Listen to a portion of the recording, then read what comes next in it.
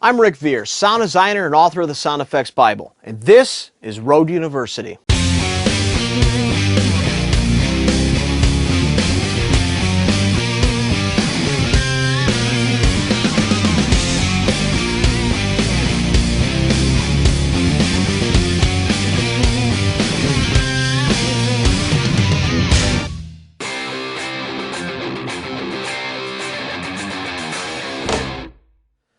Welcome to the second semester wrap-up for Road University.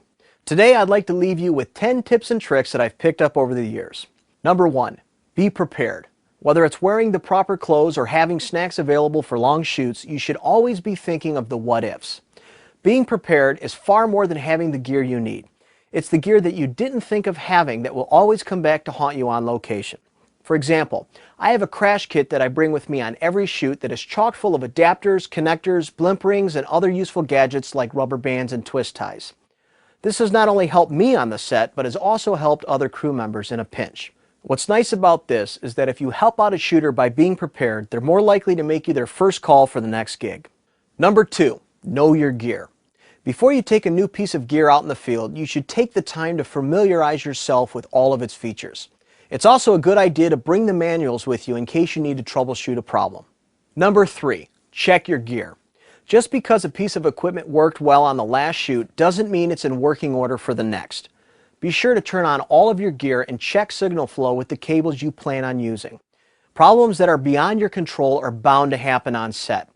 But showing up with equipment that doesn't work because you didn't test it before you arrived is not acceptable. Number 4, always check your levels. Whenever possible, you should check your levels before you record or begin a shot. But don't fall into the trap of thinking that your levels won't need to be adjusted once shooting begins. Make sure you keep your eyes on your levels as often as possible. If you're running both a mixer and a boom pole, you'll need to keep your eyes on the frame line, but still find time to glance at your levels. And remember, there's levels on the camera that you also need to be aware of. Number 5, always wear headphones. It never ceases to amaze me when I see a professional sound mixer who sets their levels but doesn't monitor them by wearing headphones. This is the equivalent to a shooter not looking through the viewfinder of his camera while shooting. Listen with your ears and not with your eyes. Number 6, bring more than you need.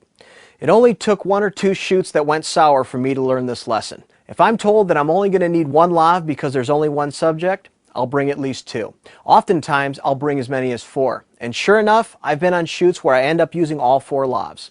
This rule applies to the number and length of cables, available mixer channels, and even mics and batteries. I've been on ENG shoots that were only supposed to be a half day, but end up being a 24-hour campout that required more batteries than I anticipated. Remember, it's better to have gear in the truck that never gets used than to need gear that's not on the truck. Number 7, treat unwanted sounds.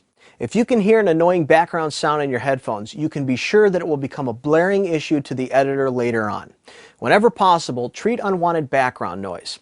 This would include air conditioning units, noisy cameras, and refrigerators. For noisy cameras, you can place a sound blanket or even a coat over top of the camera to reduce the noise. For refrigerators that get shut off, a good trick is to leave your keys inside the refrigerator so that you don't forget to turn it back on before you leave. Number 8, check playback. Having signal flow to the camera or recorder doesn't always mean the audio is being recorded properly or even at all. When setting up the camera, you should record bars in tone and then play them back to ensure that the signal is being recorded properly. Number 9, be alert. Be aware of your surroundings at all times. This can make you the hero on the set. It can prevent the shooter from knocking something over or even worse, missing a potential shot. Pay close attention to location selections that are being made by the producer or director and offer any useful input that will affect the sound recording. There's nothing worse than setting up on location and then discovering that the location doesn't work for sound. Sometimes this might be out of your control, but other times your input will be noted and appreciated. Number 10, check the set before you wrap. I like to call this the idiot check. And no, I'm not looking to see if I left any crew members behind. I'm looking to see if I left any equipment behind. Check your cases and bags to see if you have all of your gear and do a sweep of the area around your vehicle in case something might have fallen out.